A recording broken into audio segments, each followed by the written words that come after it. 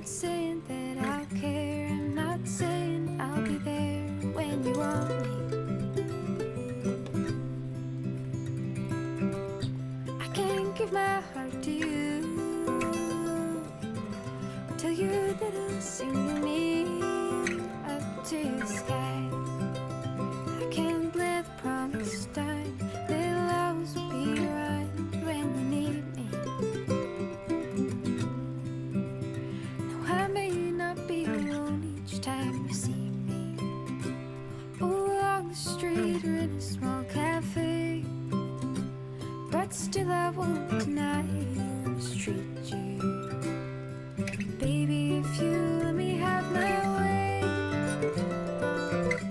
I'm not saying I'll be sorry for all the things that I might say that made you cry. I can't say I'll always do the things you want me to. I'm not saying I'll be true, but I will try.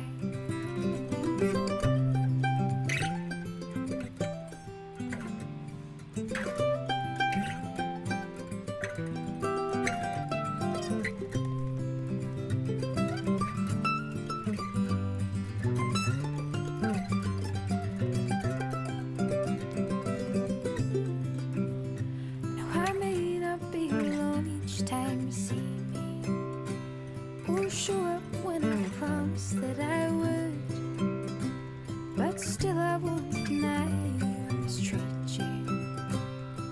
Baby, if you love me like you should, I'm not saying I'll be sorry for all the things that I might say that make you cry.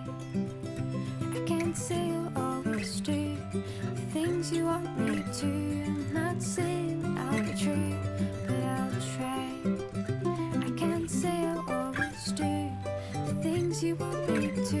I'm not saying I'll be true, but I'll try.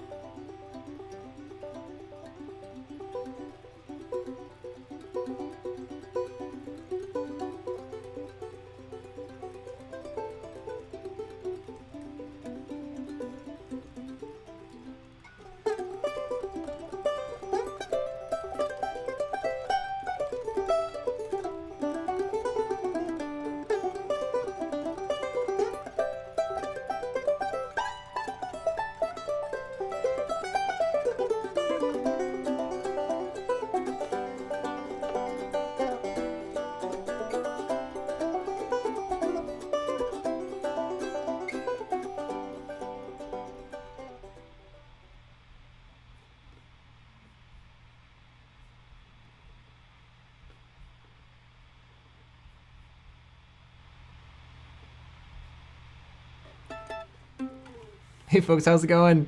It's good to see some new faces here in the chat today. Let me know where you're coming from if this is your first time, and if you're new to the mandolin as well.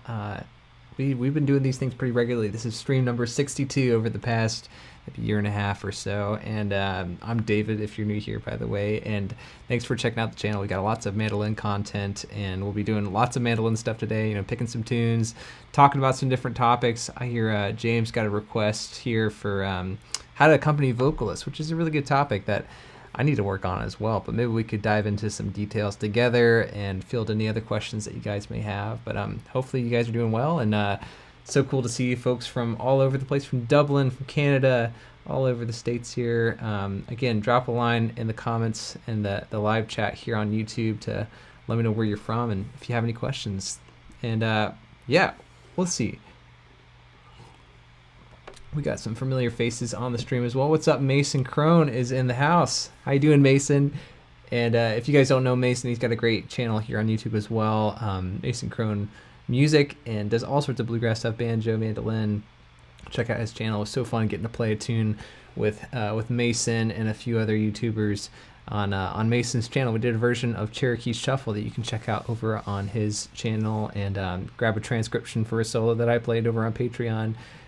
Thanks again for having me, Mason. That was super fun. Let's see what else we have. Lucy, what's up, Lucy? Great to see you here. Ian, how's it going, Ian from Alberta? And Gwen. Oh, that's so cool. Gwen got to see David Greer at a small club in Columbus. That's awesome. Oh, with Hayes Griffin. I may have seen some pictures of that show. That looked so fun. Wish I could have been there. I'm sure it was great. Those guys are amazing. Let's see, Peter Griffin's here. What's up, Peter?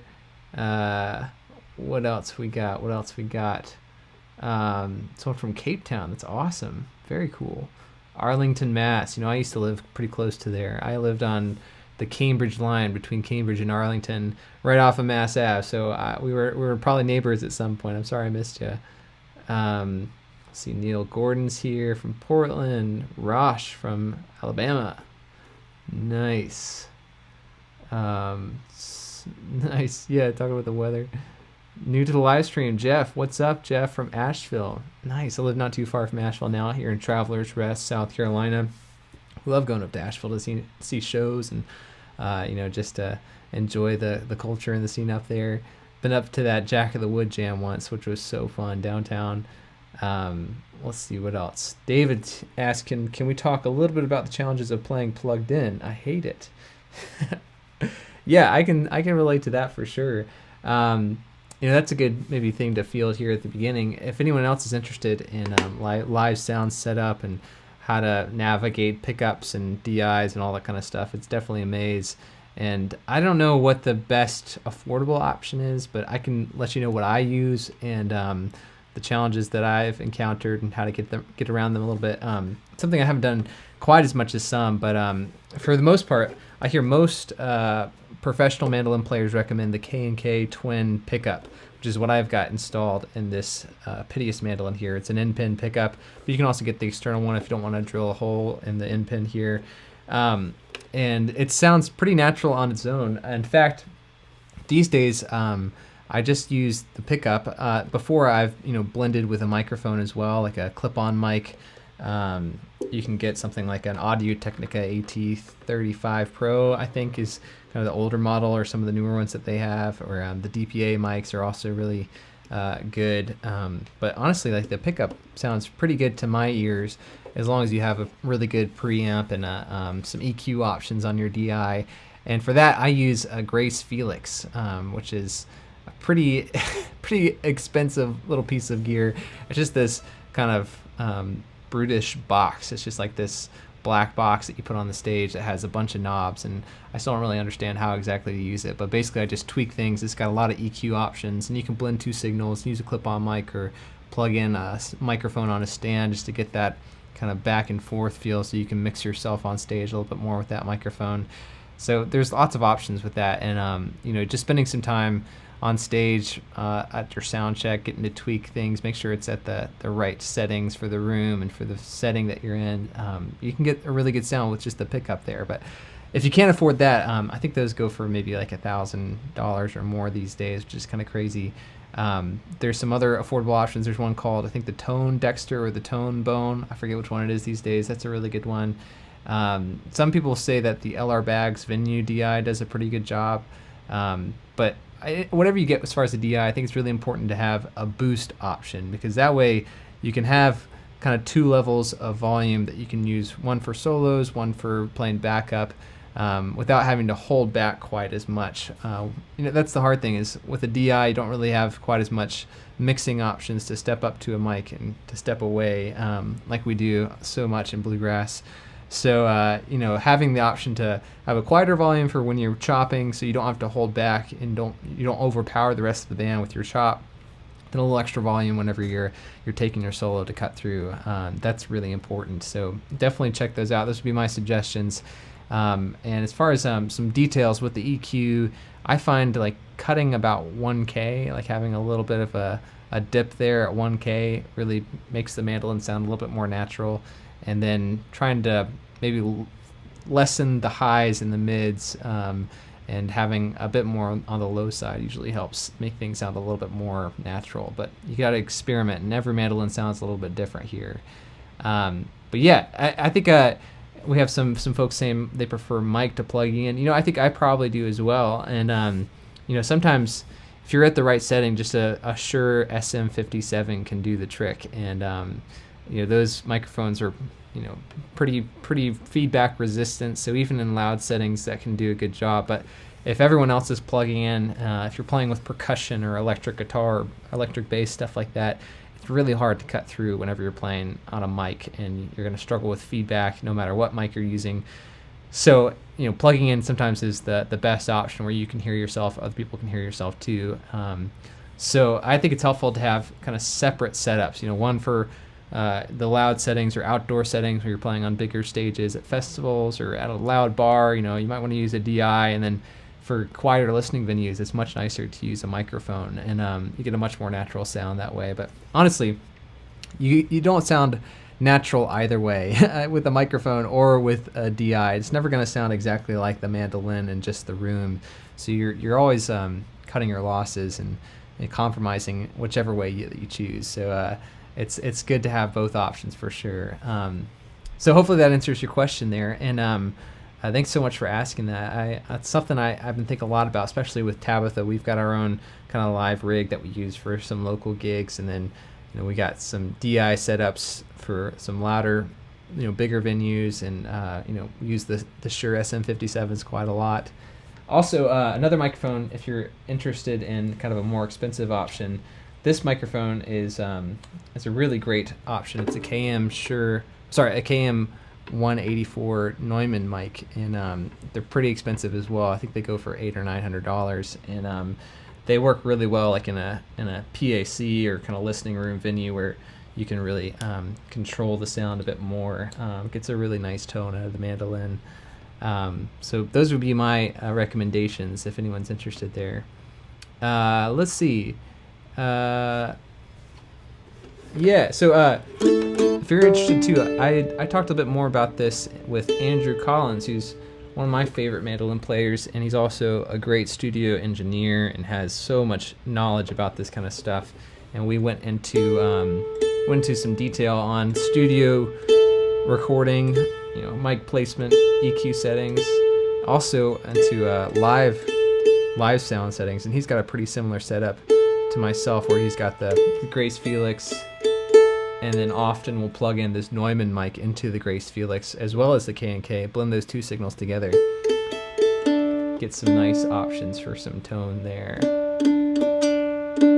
Oh cool, Robert McCloy saying he's thrilled with the Tone Dexter. That's great. I haven't actually gotten to try that one, but I have some friends who use that one as well, and I think it's got similar options to the Grace Felix, where you can blend two signals together, which is really nice.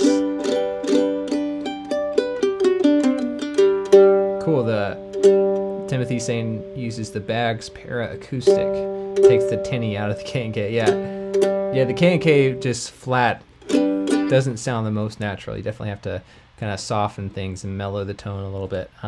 Again, like kind of lowering the highs and the mids, I think will usually do the trick, but you have to play around and figure out what sounds best to you and your mandolin. Oh, David's using the LR bags too. That's great. Okay, another great question from Lucky Dog. What's up, Lucky Dog? Great to see you again. It says, how often do you dress or replace your frets? What type of frets are on the Apitius? Yeah, that's a great question. Before I used to play this flat iron kind of as my main instrument a while back, and I just had, I think it was nickel frets on those for a long time. They're just banjo wire, pretty thick frets. And I'd have to get them dressed every 6 months, 6 to 12 months, pretty much every year. And I maybe would get 3 years out of the frets before having to replace them. But I really love the frets on this one. They're the gold wire EVO frets, and they're pretty thick on this one as well. But I've only had to have them dressed once since I got the mandolin 6 years ago. That was last year. So it lasted me for about 5 years. And the weird thing about the EVO frets is that I've heard Joe K. Walsh talk about this as well. He had EVO frets on one of his mandolins, and the same thing happened to him where the wire, the fret wire would actually wear more in between the sets of strings instead of under the sets of strings like they usually do. I think it's because the oil from your hand sometimes will corrode the wire in between the strings, which is unusual. It's like it's usually the opposite, where you get the divots underneath where the strings hit the frets, and that's why you have to dress them right. So I really recommend these EVO frets. And I also was talking to James Seglia over at the mandolin store, and I think he was talking about stainless steel frets supposed to last even longer, which is kind of interesting. I'd love to try those out at some point too. So hopefully that answers your question. If you're using softer fret wire, you do have to get them dressed quite a lot. But the EVO or the stainless steel can last you a few years, hopefully, because that's never fun, like having to deal with the buzzing that happens with uneven frets after fret wear. But yeah, I've heard just depends on how hard you hold down the strings as well. Apparently Doc Watson had a really strong grip and would have to get his frets dressed every few months. So if you have a lighter touch, it may not be quite as often. Let's see. You're seeing as saying all I have is a $50 USB mic. Yeah, sometimes those will do the trick as well. I think it's most important just to have something that you can use to record yourself and to play live if you need to. And honestly, like those Shure SM57s are not fancy. They're not hip in any way, but they are the classic industry standard for live sound. And if you're looking for a live mic, that's definitely the one to go with. It's only $100 and doesn't require phantom power or anything like that. And I know a lot of banjo players in particular prefer those mics over like any fancy condenser mic just because it has a certain tone that people are after. But let me know in the comments, like the chat here, if there's any other mics that you guys would recommend. I've heard some other folks using some Shure condenser mics for mandolin. There's also like the ear trumpet lab mics. I know some people prefer those. There's all sorts of cool options out there. But yeah, live sound is really, really fun. If anyone's interested, the mic that I use for like videos and live streams, it's actually a Rode, I guess you would call it a dialogue mic or kind of a broadcasting mic. And it's a really long condenser that's just off a screen here, if you can see it. And it's on a big arm that's connected to the desk, and it's got this big windscreen on there to avoid any plosive pops. But it's probably about a foot long, and it works really well for isolated dialogue. I usually point it kind of at my chest here, and it gets a pretty good sound for the voice and for talking. I don't know if I'd use it for singing, but just for talking, it picks up things really well. It has kind of a nice low mid-range, and it also plays pretty well on the mandolin. Like if I point it at my chest here, it's a decent balance between the mandolin and my voice. So I use that a lot for videos and all sorts of stuff here, but that one's a few $100s as well, so they can get pretty pricey. Your is saying, I've heard so many good things about ear trumpet. Yeah, they're really cool looking, and they sound really good too. We've got one that we use for live videos and sometimes for live streams with the Foreign Landers. It's one of their, I think, Myrtle mics, which has the big ring around it. It looks really old-timey and fun. MD saying, I recently got an Audio Technica Pro 37 for live amplification with guitar mandolin. That's really cool. Yeah, I had I think it was the Pro 35, but it actually needs some work. I think the connection with the wire wasn't really working very well. Timothy Sweeney, what's up, Timothy? Using the Shure SM81, not too much more. Does need phantom. Nice, cool. That's great to hear what you guys are using. Yeah, you're saying that they are a little expensive. I think the Ear Trumpet Lab mics go for $550 or $600. Oh yeah, Cora has a Myers pickup mic. That's cool. Wasn't crazy pricey, decent, although I haven't used it all that much. That's cool. I think I saw Lincoln Mick from the Arcadian Wild Band. I think he uses a Myers pickup. Maybe I'm wrong, but I thought I saw a video of him demoing one, which is really cool. He's great, and that band's awesome too. I love their stuff. Okay, Lucy's been looking into an LR Bags pickup. Use the LR Bags Venue DI. I'm not sure how that sound.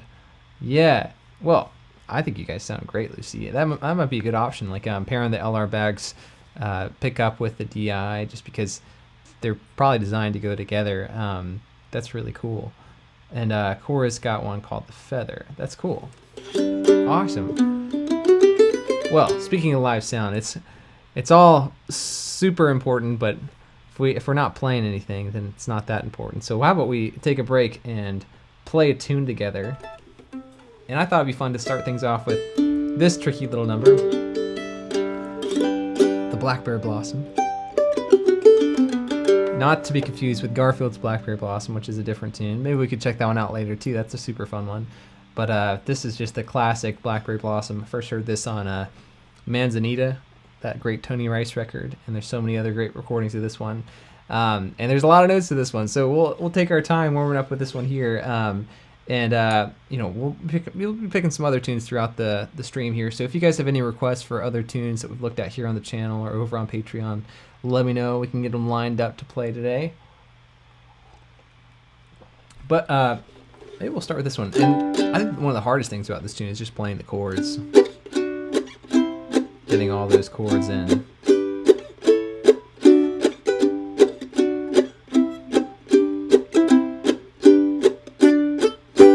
Definitely a good workout for chop chords if you're learning the chop chords or working on them. I feel like I'm still working on them as well. And this is a good opportunity to maybe work on the pinky fingering for your D chord here. I don't know if you guys have ever tried this, where you use your pinky on the G string, middle finger on the D, and then your ring finger is on the A string. That way you can switch between the G and the D really quickly without having to shift your hand up the neck. So you can use it on that second chord, the D chord here at the beginning of the A section.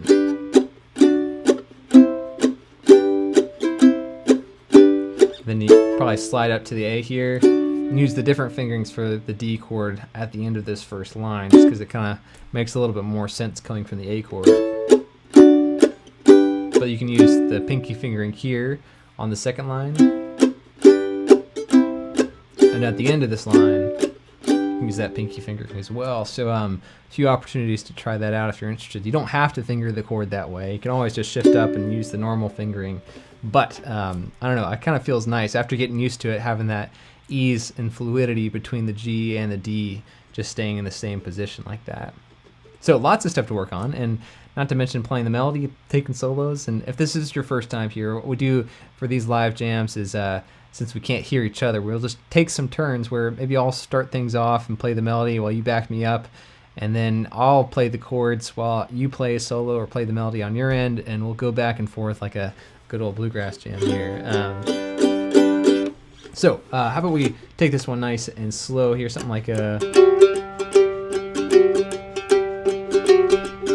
Here we go.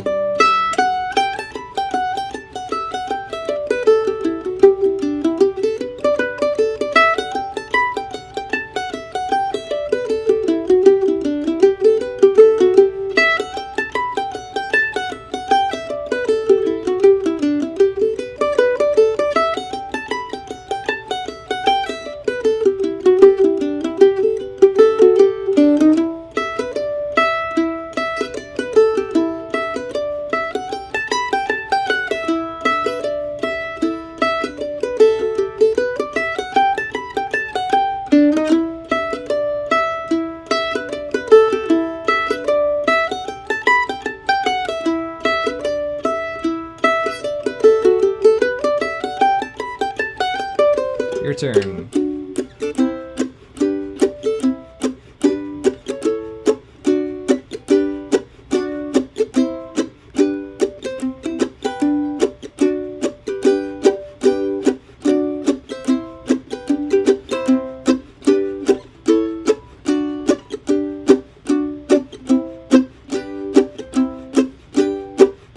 Onto that B section. E minor. That's a B major. E minor. C, G, D, G.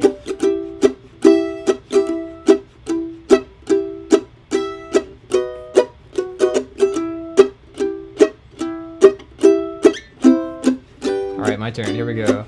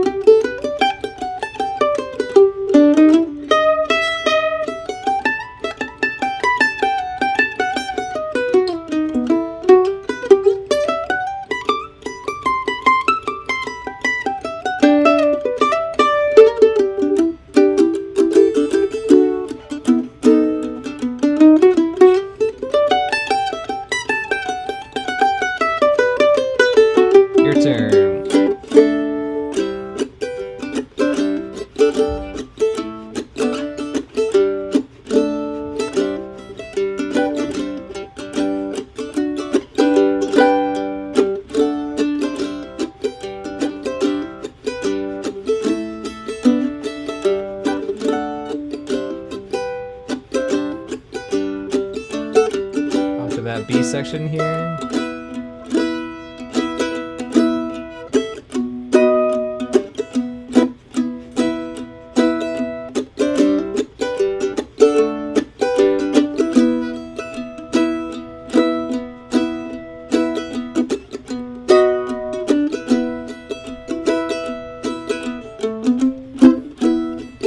Let's put it together.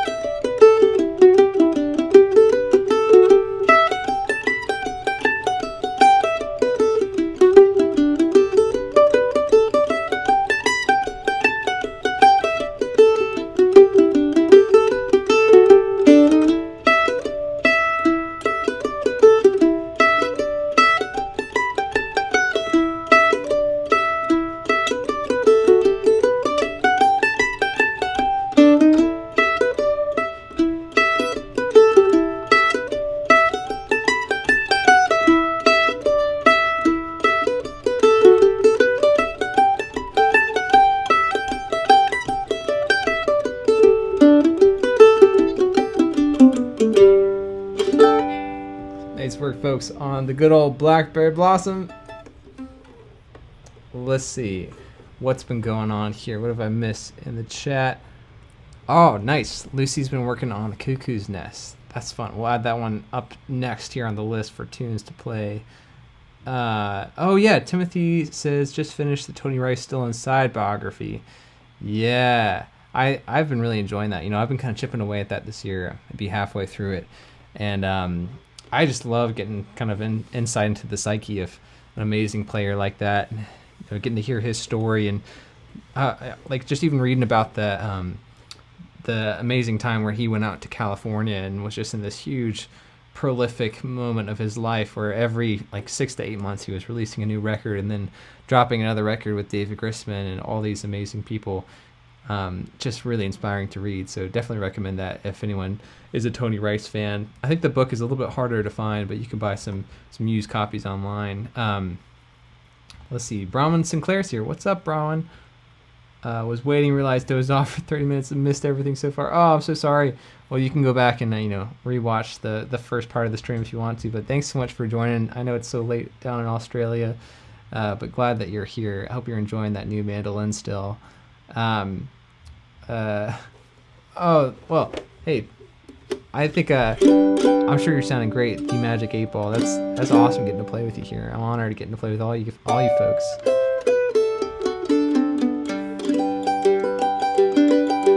Yeah, so Will's talking about the shift from index finger rather than moving position.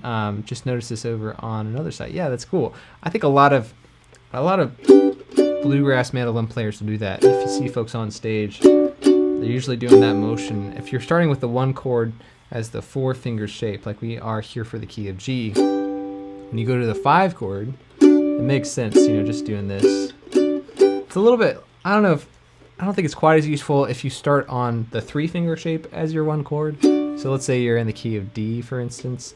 Like, I wouldn't start the 1 chord with this shape to make it easier to go to the 4. It doesn't feel quite as useful in that sense, or quite as confident. So yeah, it's something you gotta like go back and forth on. So yeah, hopefully that's helpful. Glad you guys are enjoying that. Let's see what else. Rosh is saying, I always shift pinky to mute the E string on the C and D. Had a hard time getting back down to the G shape. Realized probably isn't the best way. Yeah.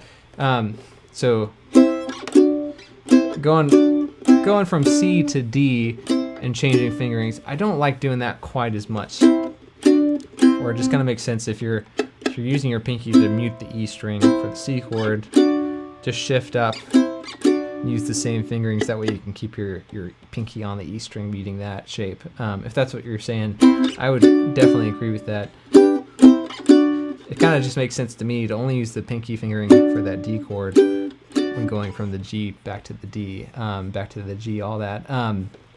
So yeah, so Michael's asking about picks. That's awesome. Yeah, the clown barf pick. I've got one, I think, over on my octave mandolin. I've been using that for the octave recently. I've got the blue chip pick in hand at the minute. I've been playing that with that one, as well as the Wiegand TF-140.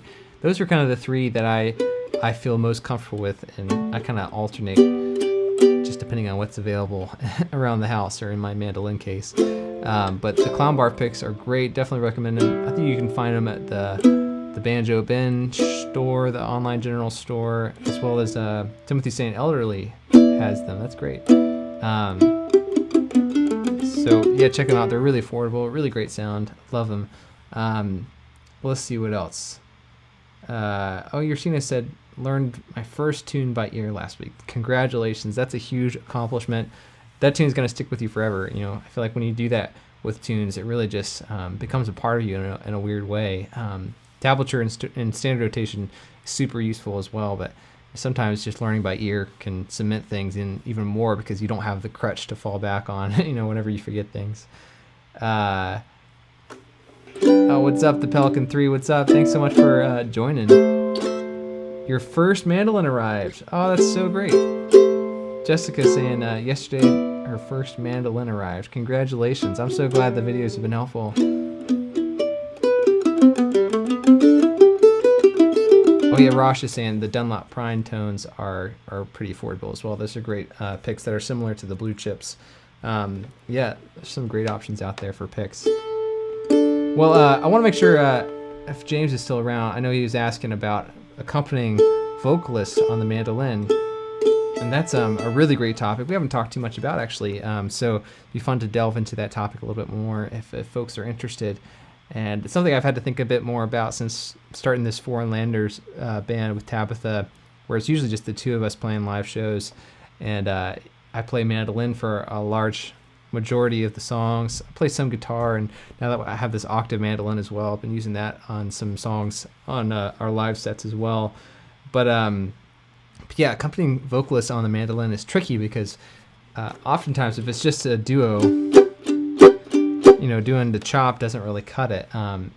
It cuts through, but it doesn't really, fill the role of accompaniment that much because you're not hearing the meat of the chord, the harmony of the chords that you're playing, which provides the context for what the vocalist is doing. So I'd say it always depends on what your ensemble setting is. If you're playing with a 5-piece bluegrass band, you're accompanying a vocalist, obviously you probably want to chop just to fill that rhythmic role and to be able to slot into this grid with the rest of the band. But if you're playing in a duo, or maybe you're the only accompanist and it's just you and vocals, which would be kind of fun, you probably want to use more open style voices, right?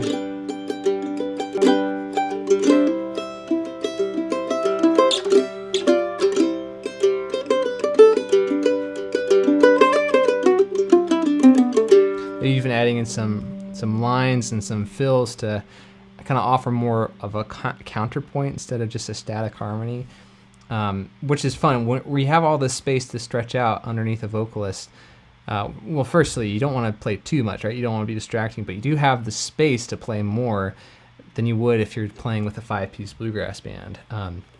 With a 5-piece bluegrass band or with a bigger ensemble, you're kind of imposing more limitations upon yourself, and you're trying to be stricter so that you can fill a role without stepping on anyone's toes. If we were doing that kind of stuff in a 5-piece bluegrass band, it wouldn't really sound that good. Yeah, I think Neil's got a good point here. Neil's saying Reed Stutz does an amazing job of comping Bella White on her album, and that's a great person to listen to. Reed is a fantastic player who does a lot of melodic stuff as well as kind of chordal stuff and rhythmic stuff there. Oops, sorry. I think we had a little bit of a weird thing happen with the stream there, but I think we're back here.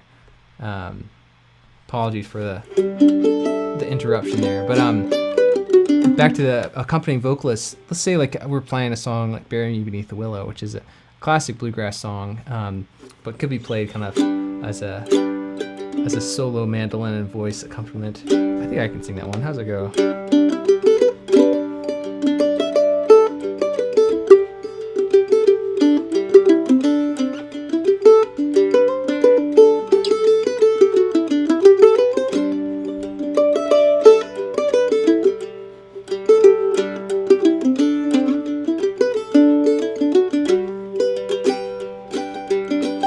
Do some more kind of open stuff like this where you're playing the root on maybe the first and the third beats of the measure. 1, 3, 1, 2, 3, 4, 1, 2, 3. Or maybe alternating between the root and the fifth. So it might sound something like this. So bury me beneath the willow, under the weeping willow tree, so she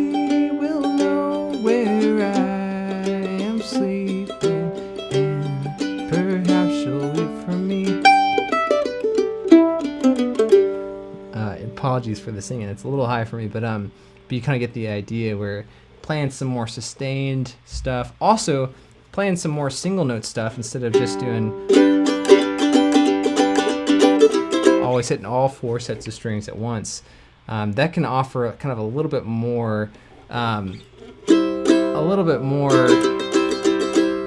delicacy or a little bit more subtlety underneath what a vocalist is doing.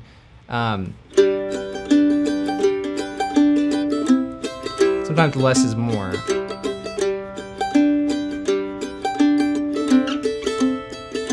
Maybe adding some little descending lines, almost like bass lines, that can be helpful as well.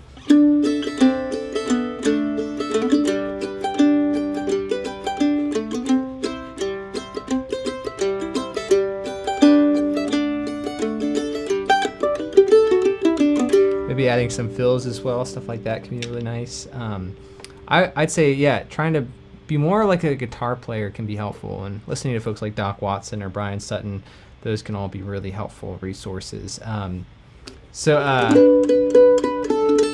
we got a couple of follow-up questions here. Adam Fields is asking, how do you remember what chords you're currently in when soloing? Any tips? Well, I think for me, when I started focusing on playing accompaniment like this, that's when it really clicked for me, because I think before then I thought about the chords and the melody as being separate, or maybe I thought about taking solos more than I thought about playing chords, and it kind of created this divide between the two aspects, which really shouldn't happen, because when you're playing a solo, you're really playing the chords melodically. You're trying to find a way of lining up the notes to intersect with the chord tones of whatever chords are being played. So focusing on accompaniment, focusing on playing backup to stuff and chopping along with bluegrass recordings, and really making sure that you know the names of the chords, the note names within the chords, the triads of each chord, that's going to be really, really important. And then what I would say is try to arpeggiate out the chord changes. So if you're playing a tune like Bury Me Beneath the Willow, you know those chords, really easy, G, C, and D, and what you can do is maybe play some arpeggios that line up with the chords and change from one arpeggio to the next as the chords change. So in other words, when you're playing over a G chord, you try playing a G arpeggio. And then when you're playing over the C chord, you play a C arpeggio. And then a D arpeggio for your D chord. And you find a way of kind of lining them up to make sure that you're changing as the chords change. So you might could do something like this, like a...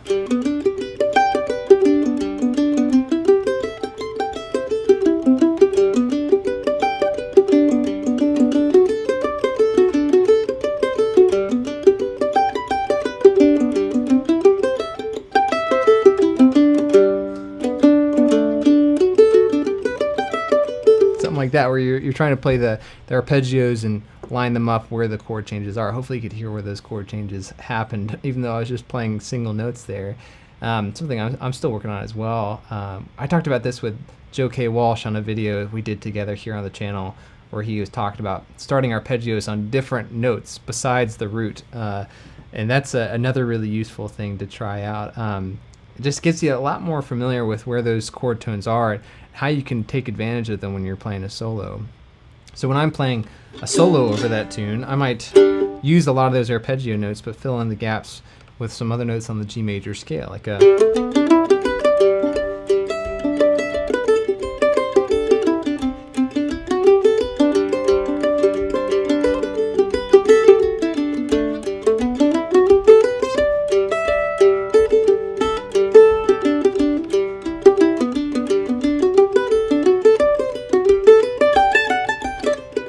And you start to realize, okay, like all these melodies that I know, like the melody for Bury Me Beneath the Willow, are basically arpeggios as well, and I'm just picking specific notes out of the chord to land on at specific beats to get this sound that is recognizable as the melody for Bury Me Beneath the Willow.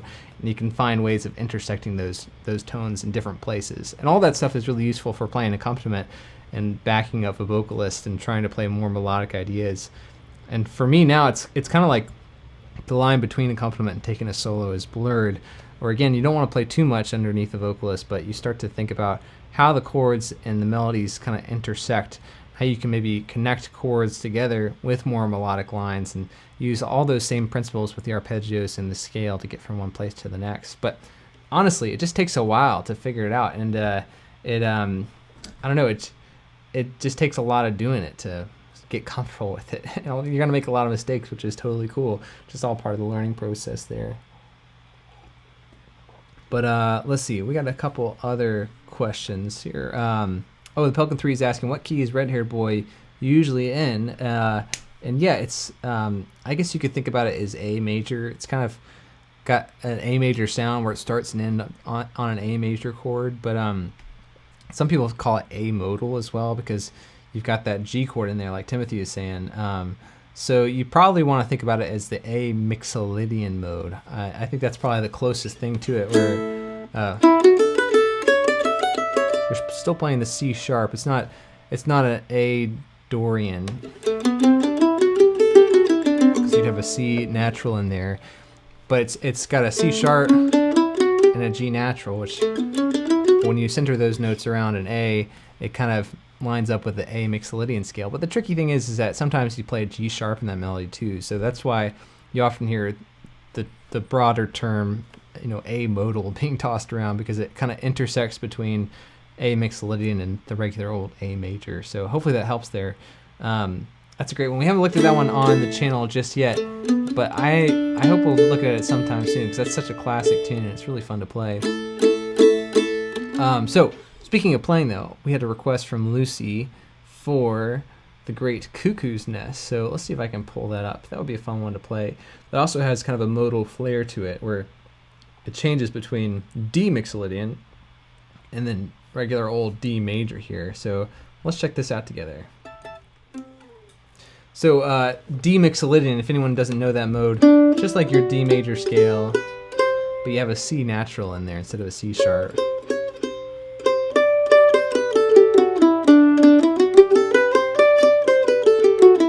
And then D major, like we said, it's just one note different. You add that C sharp back in there, and you've got your regular old D major.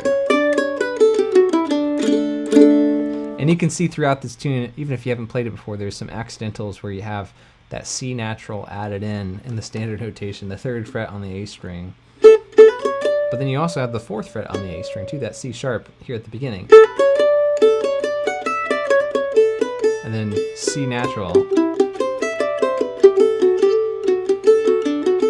C sharp again, C sharp again.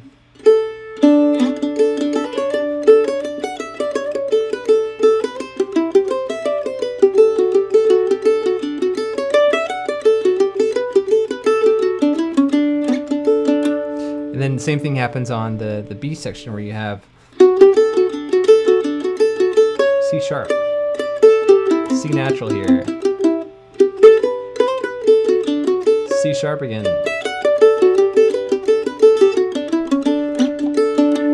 So hopefully you can see why it's you know, a little bit more detailed than just saying, you know, D mixolydian or D major, since we're kind of swapping back and forth between the two.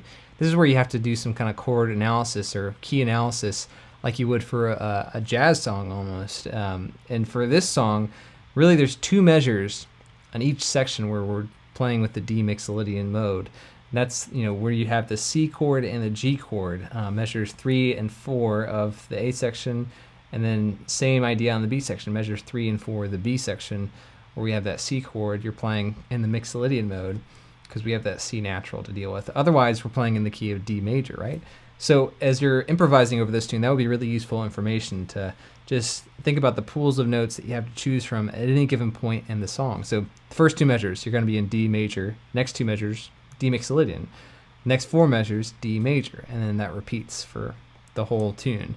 So yeah, try to keep that in mind. Another way to kind of navigate that structure and that landscape is just to think about the chords, like we were saying earlier. Think about how the chords link up with the melody.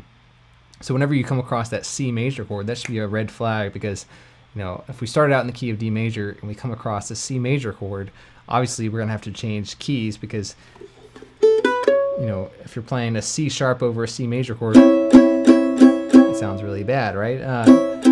And, you know, C sharp is usually the note that we would play in the key of D major, and, you know, we're going to have to accommodate for that chord. So you can even just think about your C major arpeggio, seeing if you can play notes or land on notes that happen in your C major arpeggio whenever you come across that chord, and then go back to your D major scale after that. That's all going to be super useful as well. So, you know, just a little modal analysis here, but why don't we take some time to play it here? If you want to check out, there's a lesson we did for this one, and I wrote a solo for this one you can check out as well. I don't know if I can play it anymore, but I'm sure Lucy can do a much better job here. But why don't we try this one like about this tempo here, like here we go.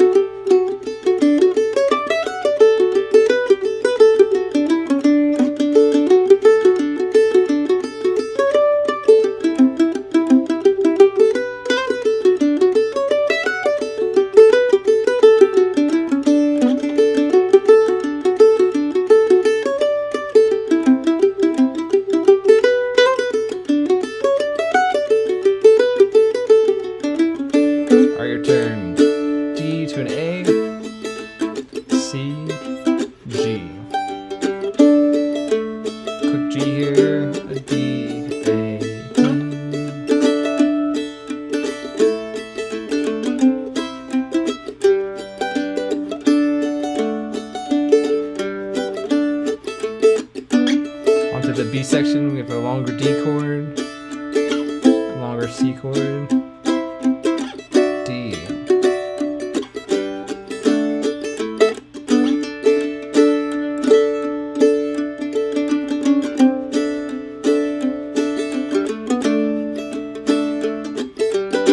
All right, my turn. Here we go.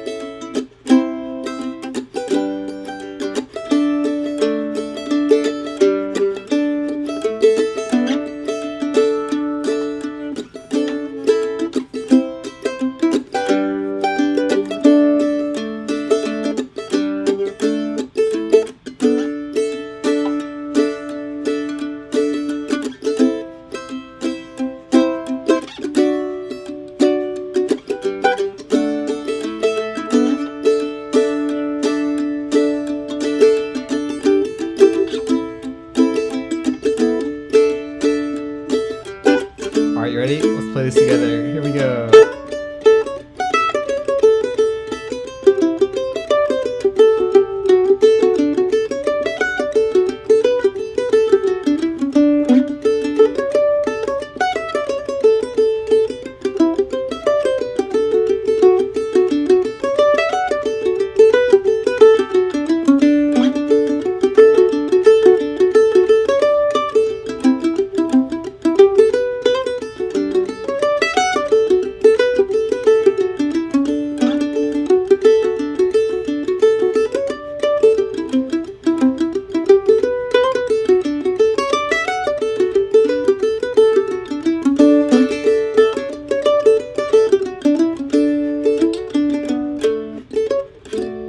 Nice work, folks. Cuckoo's Nest.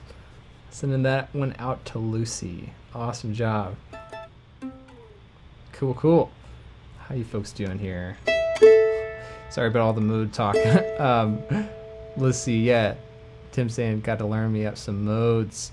I know. I feel a little bit out of my element when talking about the modes. It's so confusing, and we've talked about them on streams in the past. So I'll try not to repeat myself too much, but hopefully we'll do a full video on that at some point. I keep threatening to do that.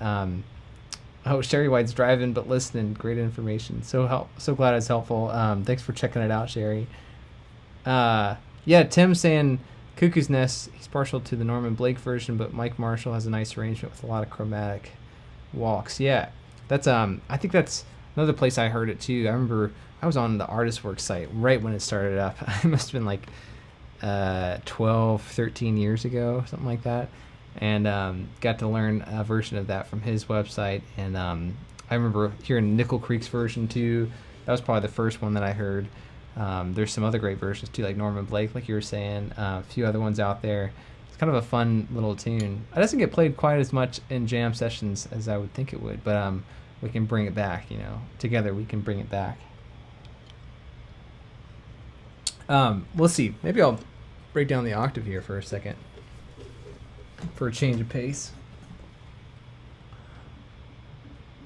I've been really enjoying playing this thing for the past, it's only been like maybe 2 or 3 weeks I've had this thing. Been playing it here on the streams. I did a video of this one here. Did a version of how does it go?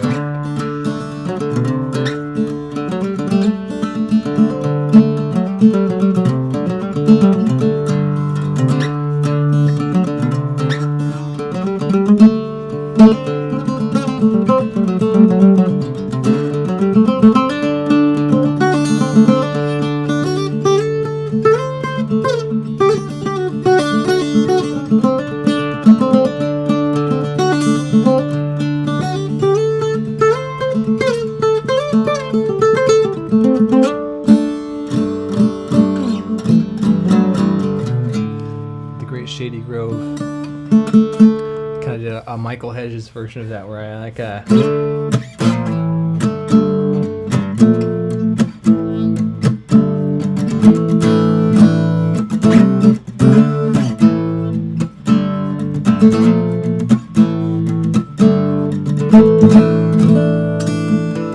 it out. I did it for Mandolin Mondays this past week, and I've got the transcription over on the Patreon page and link below if you want to check it out.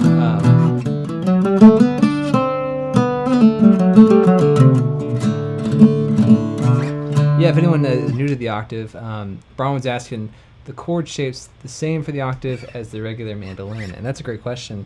So what I've got here, it's actually tuned a little bit differently, where I've got G, D, A, and D, which I think is kind of more common for bouzouki tuning, which is kind of similar to the octave mandolin. Usually bouzouki has 8 strings, 4 double core strings, but the scale length is a lot longer, and it's usually played for Irish music and stuff like that. But similar idea, and that's a common tuning for a lot of kind of Irish stuff, like a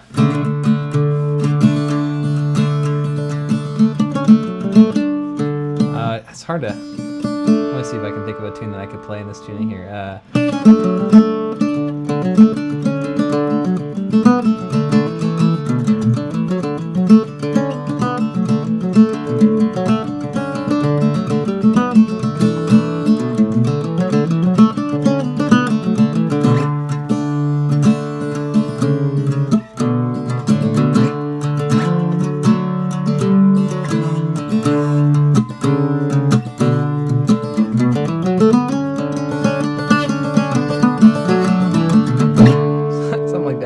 still figuring it out, but it's a really good tuning for Irish stuff, as well as I was playing around with this Shady Grove arrangement, just letting that drone string ring out the high E, which is a D string. But if I were to tune this back up to E, it would be the same tuning as a normal mandolin. So you can use the same shapes that you would on a mandolin on the octave mandolin, with some exceptions, right? Like the scale length is a lot bigger, so you wouldn't be able to use the chop chord shapes, because that would be like such a stretch. I don't think I can even do it. So we get to throw those out the window, which is awesome. Stick more to open shapes, or more like Jethro Burns shapes. Like these chords that we learned on a video here on the channel a while back.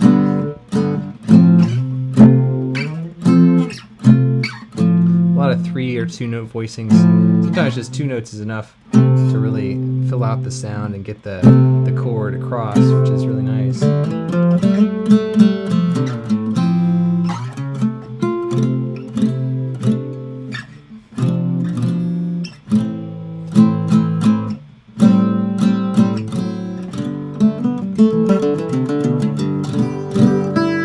So, hopefully that answers your question, Brian. But you know, I definitely play this thing differently than I would the mandolin, just because of the spacing and how low the sound is, and the sustain is much different too. And Marty's asking, how similar or different are the octaves fret distances to the mandolin? That's a good question. Let me show you by comparison. So this is the mandolin, and this is the octave mandolin. If you can see that. So probably, I don't know what the exact measurements are, but I'd say they're almost twice as long as the regular mandolin is, which is you know, definitely an adjustment. Having lots more space in between the frets is tricky, and definitely makes you have to think about things differently. Some people would choose to like use their pinky on the 5th fret instead of the ring finger like we normally do on the mandolin.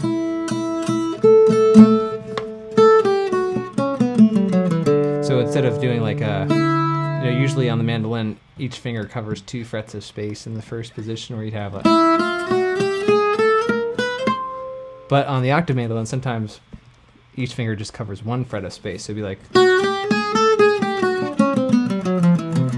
which would require some shifting to get to some other frets outside of that range. Kind of more like a guitar fingering, I guess, if anyone plays guitar out there.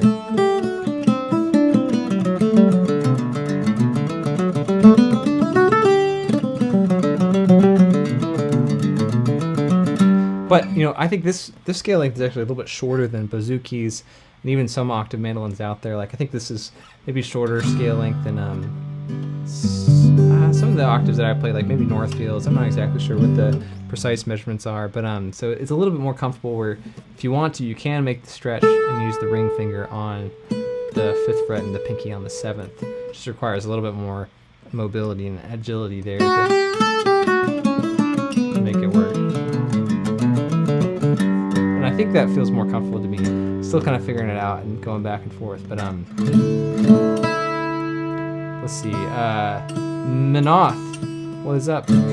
For octave cello range, thoughts on oval hole versus F-hole tones? Yeah, so this is you know, just a normal sound hole like you would have on a guitar. I think it's a little bit smaller than a guitar would be, and the body is a little bit smaller than a normal size guitar or like a triple O body. But yeah, I got to try this one out in comparison with a few others when I got it, and for some reason this one just felt right to me. I played a lot of F-holes, so that sounded great too. It's just a little bit different. I think usually the F-holes are arch top, and they've got a floating bridge, kind of more like a mandolin or more like a jazz style arch top guitar, and it feels a little bit tighter to me than like the flat top sound hole ones. A little bit more brighter than this one. This one's just really dark. It also feels like the tension is just a little bit looser, which is kind of nice for some of the stuff that I do with Tabitha. So it's definitely, they definitely have different colors.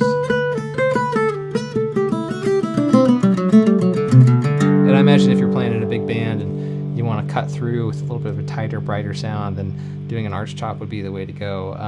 But when you're playing accompaniment in a smaller ensemble like a duo or by yourself, sound hole sounds really nice. It's pretty fulfilling, pretty rewarding to play.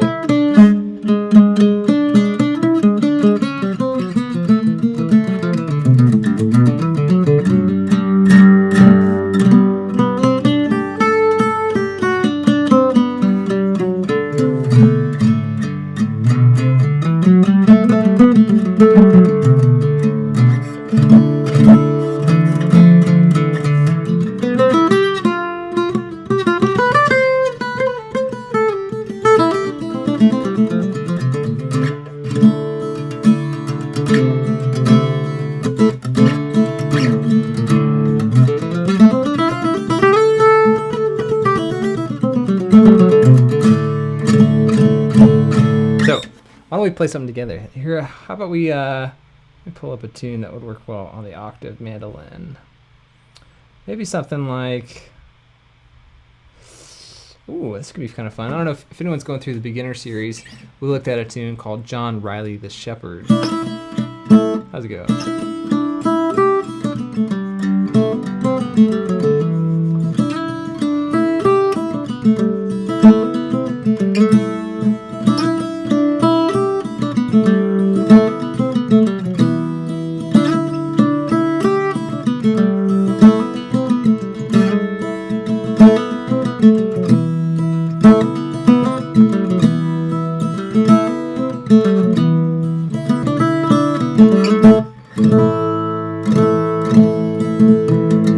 Recognizes that one.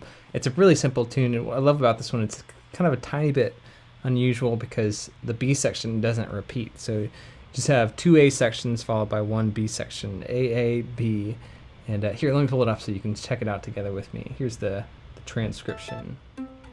Again, we looked at this on the beginner series. I think it was one of the tunes that we looked at for the Dorian mode and kind of the minor sound that you get. This is in the Dorian mode, if anyone's interested, talking about modes a bit more. A Dorian. Apologies, there's one little error on this page I need to fix. The last chord should be an A minor instead of an A major there, because it definitely has kind of more of a minor A minor sound.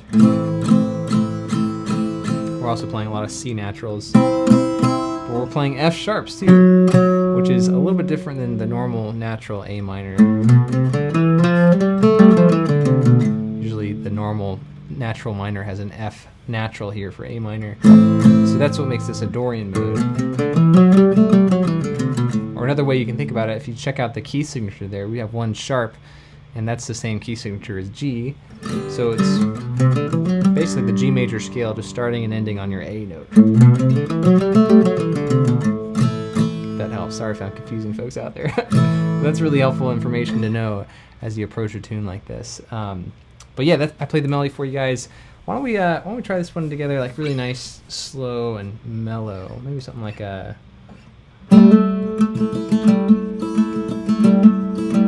There we go.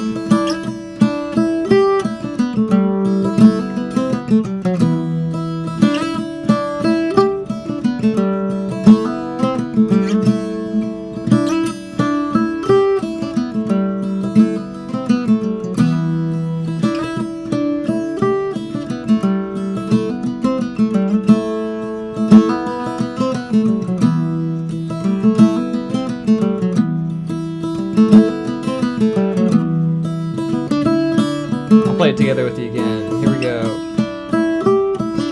A section.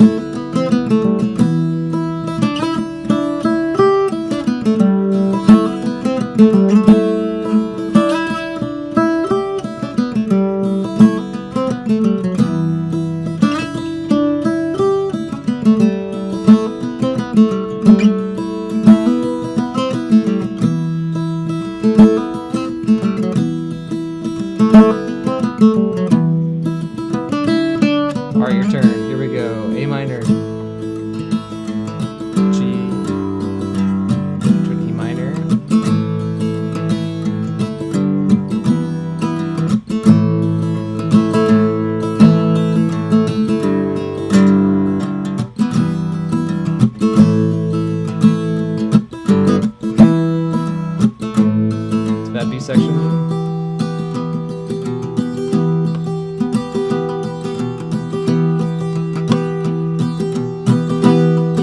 Try it again. Here we go. A section.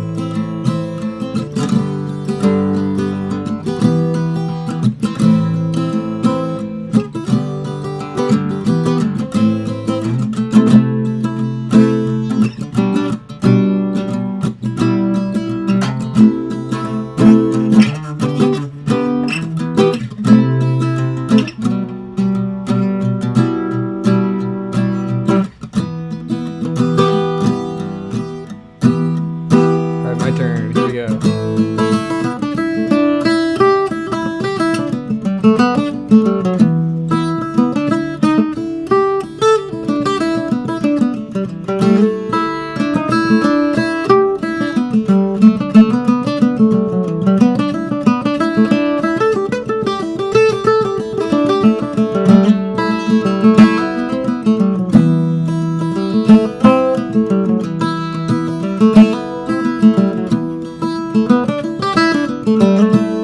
Your turn.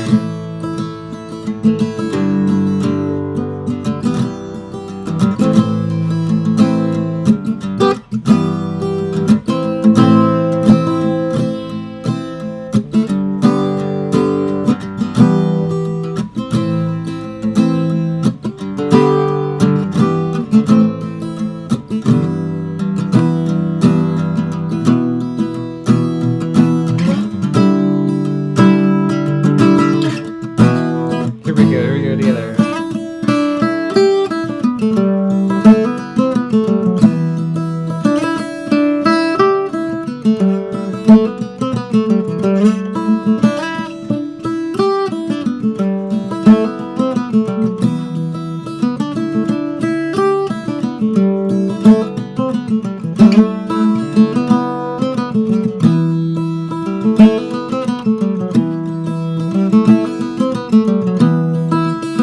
One more time.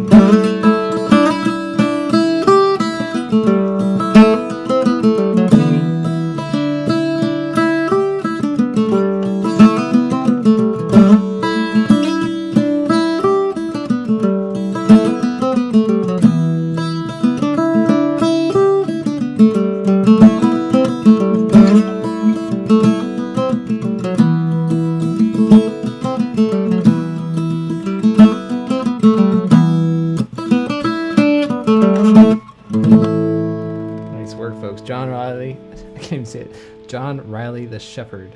It's got a great tune. Must be a great guy. Nice. It's really fun playing kind of minor sounding tunes on this octave. Also, playing in keys like that, like A minor, where you have the open A and E strings. It's fun to play a simple melody like that where you can kind of keep your right hand going on some of those open strings, right?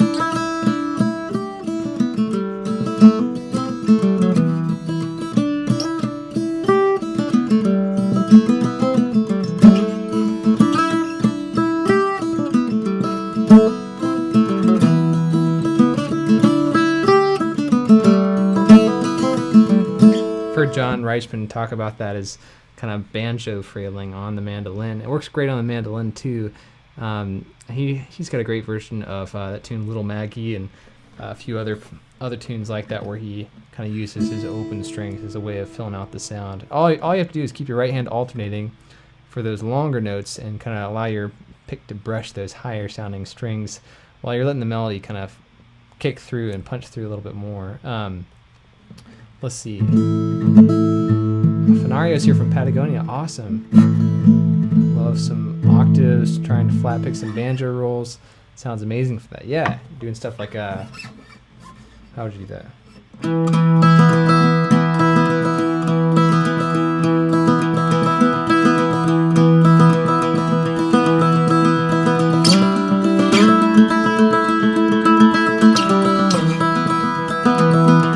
Doing some different kind of forward rolls or alternating thumb rolls. I tried to learn banjo for a little bit, and I kind of have a very loose grasp of a few of those, but it'd be fun to experiment with that some more. Just some cross picking on the instrument would sound great. Yeah, and Baron recently did octave. He has that new octave Mandocello thing. Yeah, it's pretty awesome from Lawrence Smart, one of the best luthiers for that kind of stuff out there. It does sound amazing. He did a video for Mandolin Mondays with that kind of recently, which was really fun to have him on. Let's see.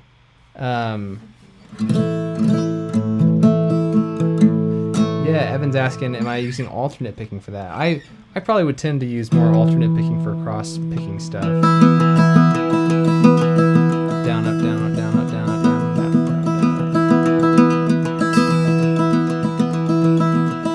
But of course, there's the whole other school of thought, like with the Jesse McReynolds stuff, where you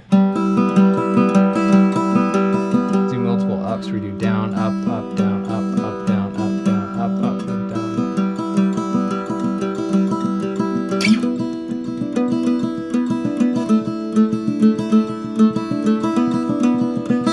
Which is something I'm not quite as good at, but you can check out like Tristan Scroggins is a great kind of Jesse McReynolds style player, and as a number of other folks are out there.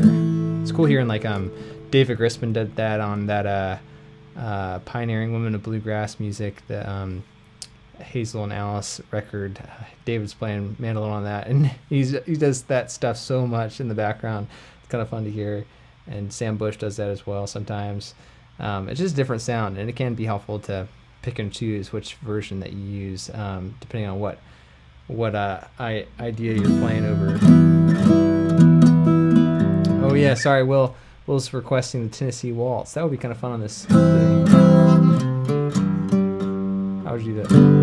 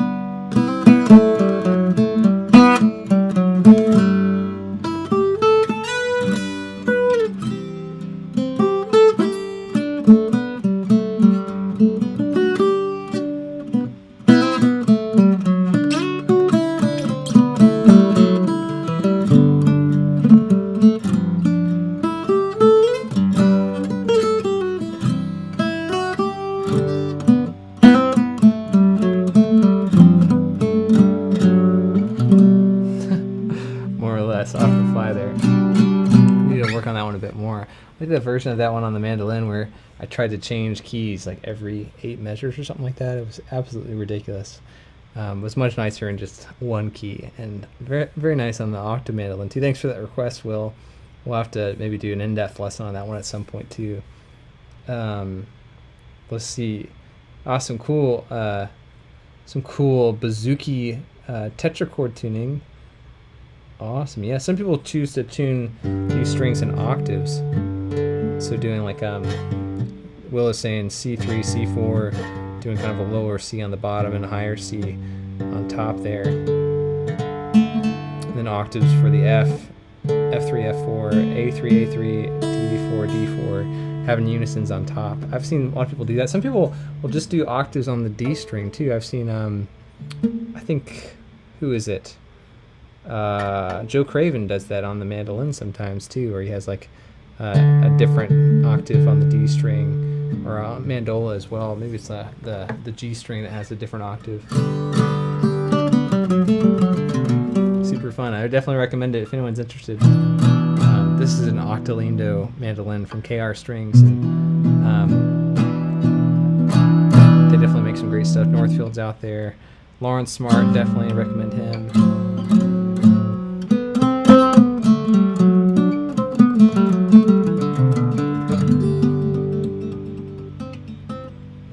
I gotta figure out how to do like some tapping stuff.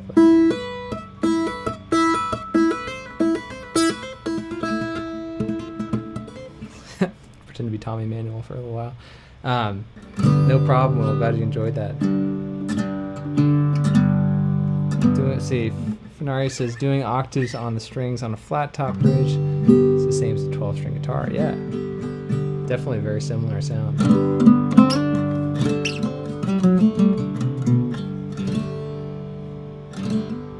Well, there'll be more coming from this thing soon. Got some videos planned for this one, and hopefully we'll dive into some lessons on the octave as well for folks who are interested, because it is a different instrument, different animal to play than the mandolin, even though there's a lot of similarities. So we'll be checking that out sometime soon. You can watch out. We're working on a new lesson for Billy and the Low Ground, which hopefully will be coming out this upcoming week, as well as some other content. So be sure to subscribe here on the channel so you don't miss out on all the stuff coming up. And you can join over on Patreon if you want all the transcriptions that we looked at today, as well as some additional stuff like backing tracks and other transcriptions that aren't on the YouTube channel as well. So thanks to all the folks who are subscribing and who are patrons. It really means a lot. We'll leave it at that for today's stream, but join us next week, same time, same place, and we'll look forward to hearing from you guys. Thanks so much for tuning in, and shout out to all the newcomers here. It's great to see your faces, or your names at least, in the chat here, and get to play some music together across the interwebs. And I'll look forward to seeing you guys next time.